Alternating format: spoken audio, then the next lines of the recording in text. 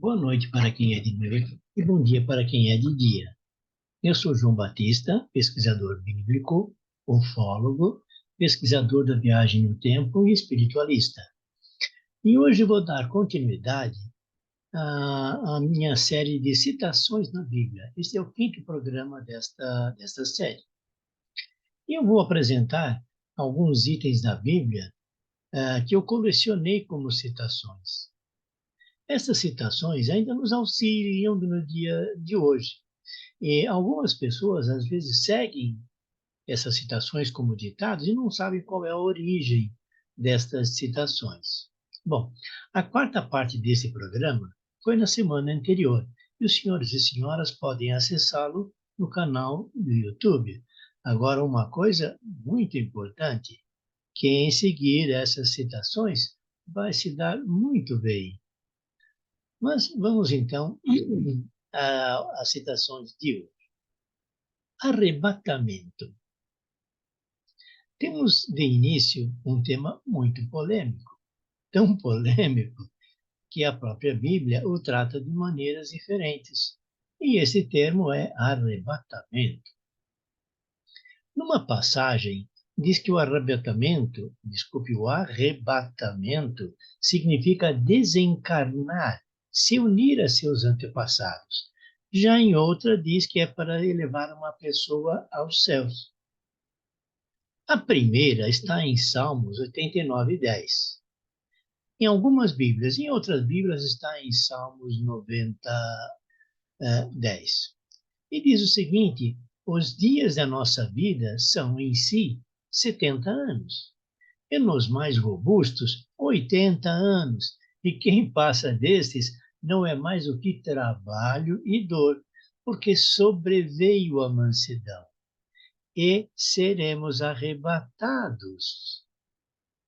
Olha só, seremos arrebatados, como a tradução numa outra Bíblia diz que nós levantaremos o voo.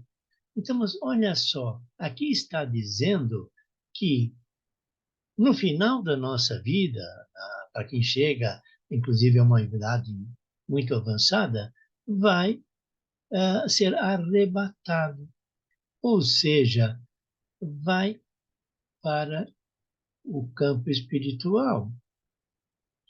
Isto também está claro em Deuteronômio 32:50, que se refere, neste caso, a Moisés, e diz o seguinte: morrerás neste monte que vais subir, e serás reunido aos teus antepassados, como morreu a Arão, teu irmão, no monte Hor, e ali se uniu aos seus. Então, mais uma passagem que determina na Bíblia que arrebatamento é desencarnar, é dormir, é visitar ou fazer parte dos seus antepassados. Quem sabe até para cuidar dos seus descendentes. Nós vamos continuar, né? E a segunda parte que eu comentei, de elevar uma pessoa aos céus, ela está em Elias Tesbita. Ela se refere a Elias Tesbita, que foi acompanhado pelos filhos dos profetas e por Eliseu. Isso está descrito em 2 Reis 2 e 3, 2, 3, que determina quando desceram a Betel. Os filhos dos profetas que se achavam lá saíram ao encontro de Eliseu e lhes disseram: sabes que hoje o Senhor vai arrebatar de ti, o teu senhor e mestre, que é Elias Tesbita? E ele respondeu: já sei, ficai calados. Olha só, então nesta passagem, arrebatamento significa ser elevado aos céus em corpo. Ou seja, o arrebatamento é entendido, pelo menos, por duas formas na Bíblia: desencarnar ou ser elevado em corpo aos céus. E o arrebatamento prometido para o final dos tempos? Como será? Eu deixo esta pergunta para os senhores e para as senhoras refletirem e tirarem as suas conclusões a respeito do arrebatamento prometido para o final dos tempos. Bom, agora vamos falar por um outro assunto, um outro tema, que também é muito polêmico. Porém, ele se repete nos dias de hoje. Como? Vamos ver.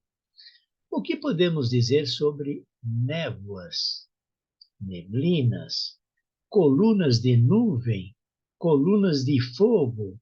Quais citações temos a este respeito na Bíblia? E nós temos algumas referências, como vamos ver a seguir. Bem, o Senhor disse que habitaria numa névoa. Olhe só, o Senhor disse que habitaria numa névoa, numa neblina, numa nuvem. Isso está escrito em 1 Reis 8:12. Está exatamente no seguinte contexto.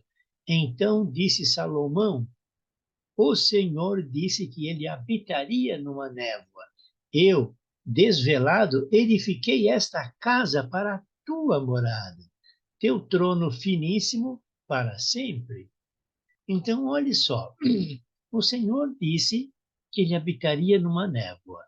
Porém, Salomão disse diferente. Não, vou fazer uma casa para o Senhor e o Senhor vai morar aqui. Mas vamos continuar sobre as névoas, né? Ascensão de Jesus. Jesus foi envolto numa névoa que o cobriu e não pôde mais ser visto pelos galileus, que ali estavam presentes. Isto está em Atos 1, de 6 a 11. Eu vou ler apenas um pequeno trecho para não ficar cansativo. Vou ler o versículo 9, que diz: dizendo isto, elevou-se a vista deles e uma nuvem ocultou a seus olhos. Estando com os olhos fitos no céu enquanto ele partia, eis que 2 homens vestidos de branco puseram-se diante deles e eles também disseram: Galileus, por que estáis olhando para o céu? Este Jesus que foi elevado ao céu de nosso meio voltará assim como o viste subir para o céu. Olha só o significado disto. Jesus, quando ascendeu aos céus, foi envolto numa nuvem, foi envolto numa névoa, numa neblina. E 2 anjos disseram que quando ele voltar, vai ser da mesma forma, envolto em nuvens. Mas tudo bem, vamos continuar aqui com mais um detalhe, com mais uma citação na Bíblia. E ainda, quando os israelitas saíram do Egito, eram também acompanhados por uma coluna de nuvens, conforme está em Neemias 9, de 11 a 9, 11 e 12. Lá em Neemias 9, 11 e 12,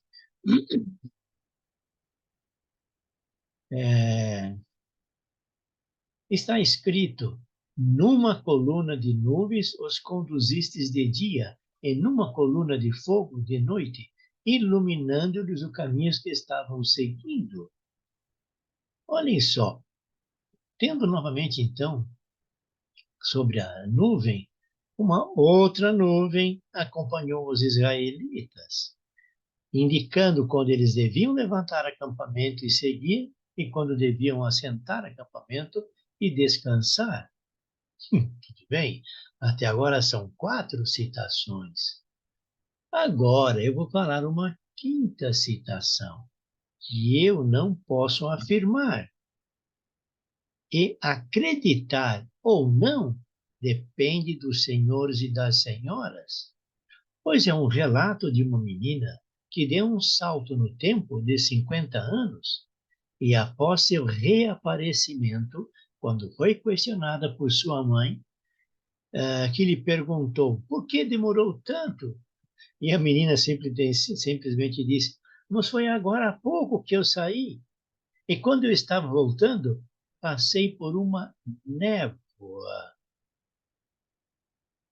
Mas esse contexto não é para agora, é para uma outra palestra, que eu, inclusive, até já fiz, a respeito na viagem do tempo. Eu só quis frisar mais uma vez. Ela entrou numa névoa, ela passou por uma névoa e viajou no tempo. Deu um salto de 50 anos. Eu não estou pedindo aos senhores e senhoras que acreditem nisto, porém eu tenho fortes indícios que hoje nós estamos viajando no tempo. E quando eu digo nós, eu me refiro aos governos, aos cientistas e aos militares. Mas isso fica para uma outra hora. Bom, mudando então um pouco de assunto, nós temos uma outra coisa. Quem dominará uma tribo ou uma nação? Quem dominará será a mão forte ou a mão remissa? A mão do forte dominará e a mão remissa pagará tributos. Nós temos essa citação em Provérbios 12, 24. E olhe só, então, quem tem a mão forte governará, dominará uma tribo. E quem não tem a mão forte, tem uma mão remissa, pagará os tributos. Isso não parece condizer com o que nós pensamos hoje? Os fracos vão vencer, os fracos vão dominar o mundo. Mas isso, conforme está em Provérbios, diz o seguinte: a mão dos fortes dominará, porém a que é remissa será sujeita de pagar tributos. Uma outra tradução, numa Bíblia 2, tem pouquinhas diferenças de palavras com o mesmo sentido, e diz: a mão dos diligentes, ao invés de fortes, dominará, mas o negligente trabalhará forçado. Portanto, tenha uma mão forte. Isso também acontece nos dias de hoje, sendo que as nações mais fortes dominam as mais fracas. É certo ou não? E me parece que sempre foi assim. E sobre impostos, quem é remisso pagará impostos? Talvez não haja cobrança de impostos como antigamente, porém elas pagam muito impostos. Também não vou entrar nesse assunto, não é parte para meu programa de hoje. Ok. Caso os senhores ou senhoras tenham alguma dúvida, alguma pergunta ou algo a acrescentar sobre o que estou falando, por favor, deixem naqueles comentários, façam lá então os seus comentários e as suas perguntas. Mas um novo assunto: arco-íris. Será que há um pote de ouro no final do arco-íris, como diz uma lenda? Muitas pessoas acreditam até nisso. É claro que isso é mais para os infantes. As pessoas maiores normalmente já não acreditam nisto. Por quê? Porque o arco-íris hoje, muito bem conhecido e admirado, ele é formado quando gotículas de água são atingidas pelos raios do sol. Porém, após o dilúvio, Deus utilizou o arco-íris como um sinal de concerto entre ele e Noé, entre Deus e todos os animais que há sobre a terra, para que jamais nenhuma vida animal será novamente exterminada pelas águas de um dilúvio e não haverá dilúvio para devastar a terra. Ou seja, após o dilúvio, onde Noé e sua família foi salvo, há controvérsias, não cabe aqui agora, mas Deus então fez um acordo, fez um concerto, um contrato. E ele está então em Gênesis 9, de 11 a 17, que tem exatamente o seguinte contexto: faço convosco a minha aliança.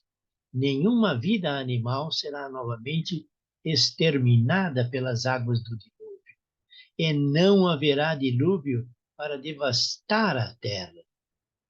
E Deus disse: Este é o sinal da aliança que estabeleço entre mim e vós e todos os seres vivos que estão convosco, por todas as gerações que virão, ou seja, eternamente. E ele disse mais ainda: Ponho meu arco nas nuvens. Olha, ponho meu arco nas nuvens, como sinal de minha aliança com a terra. Quando cobrir de nuvens a terra, aparecerá o arco-íris. Então eu me lembrarei da minha aliança convosco e com todas as espécies de seres vivos. E as águas não virão mais com um dilúvio para destruir a vida animal. Então, olhe só, o arco-íris tem um contexto maior do que nós imaginamos. Primeiro, há pessoas que vão procurar um pote de ouro no final do arco-íris. Outros admiram como uma beleza simples, formada por água atingida pelos raios do sol. Porém, Deus também utilizou o arco-íris para um acordo, para um concerto com Noé e com os animais. Mas tudo bem. Vamos então passar para a próxima. Vamos falar agora a respeito da família. E nós temos uma citação que diz algo que eu tenho certeza que ainda hoje deve ser buscado e deve ser trazido à tona quando isso acontece, que diz o seguinte: não sejas como um leão na tua casa, fazendo-te terrível aos teus domésticos e oprimindo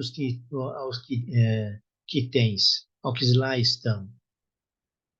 Esta citação, infelizmente, ainda é necessária, como eu disse, para ser divulgada, pois em muitos lares onde há ainda o companheiro que oprime sua esposa e familiares, chegando a situações muito graves.